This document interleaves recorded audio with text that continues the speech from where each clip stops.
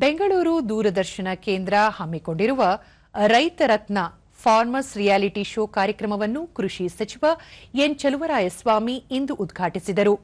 ಈ ವೇಳೆ ಹಿರಿಯ ಸಾಹಿತಿ ಡಾ ಬರಗೂರು ರಾಮಚಂದ್ರಪ್ಪ, ಬೆಂಗಳೂರು ಕೃಷಿ ವಿಶ್ವವಿದ್ಯಾಲಯದ ಕುಲಪತಿ ಡಾ ಎಸ್ವಿ ಸುರೇಶ್, ಡಾ ವೇಮಗಲ್ ನಾರಾಯಣಸ್ವಾಮಿ, ಸಾಂಸ್ಕೃತಿಕ ಮತ್ತು ಸೇವಾ ಪ್ರತಿಷ್ಠಾನ ಸಂಸ್ಥೆಯ ಅಧ್ಯಕ್ಷ ಡಾ ವೇಮಗಲ್ ನಾರಾಯಣಸ್ವಾಮಿ, ಕೆಪಾಕ್ ಸಂಸ್ಥೆಯ ವ್ಯವಸ್ಥಾಪಕ ನಿರ್ದೇಶಕ ಸಿಎನ್ ಶಿವಪ್ರಕಾಶ್, ಬೆಂಗಳೂರು ದೂರದರ್ಶನ ಕೇಂದ್ರದ ಉಪಮಹಾನಿರ್ದೇಶಕ ಹನುಮಂತ್, ಕಾರ್ಯಕ್ರಮ ಮುಖ್ಯಸ್ಥರಾದ ಎಚ್ಎನ್ ಆರತಿ ಉಪಸ್ಥಿತರಿದ್ದರು.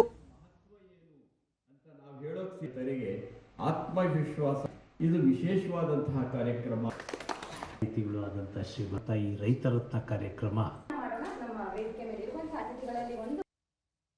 ಬಳಿಕ ಚಲುವರಾಯಸ್ವಾಮಿ ದೇಶದ ಕೃಷಿ ವ್ಯವಸ್ಥೆಯಲ್ಲಿ ಆಧುನಿಕ ತಂತ್ರಜ್ಞಾನ ಮತ್ತು ಕೃತಕ ಬುದ್ಧಿಮತ್ತೆ ಬಳಕೆ ಮಾಡಿಕೊಂಡು ಯಶಸ್ವಿಯಾಗಬೇಕು. ಅತಿವೃಷ್ಟಿ, ಅನಾವೃಷ್ಟಿಯ ಜೊತೆಗೆ ಹೊಸದಾಗಿ ಎದುರಾಗುತ್ತಿರುವ ಸವಾಲುಗಳನ್ನು ಎದುರಿಸುವಂತಾಗಬೇಕು. ದೂರದರ್ಶನ ನಡೆಸುತ್ತಿರುವ ರೈತ ರತ್ನ ಫಾರ್ಮರ್ಸ್ ರಿಯಾಲಿಟಿ ಶೋ ಉತ್ತಮ ಪರಿಕಲ್ಪನೆಯಾಗಿದೆ.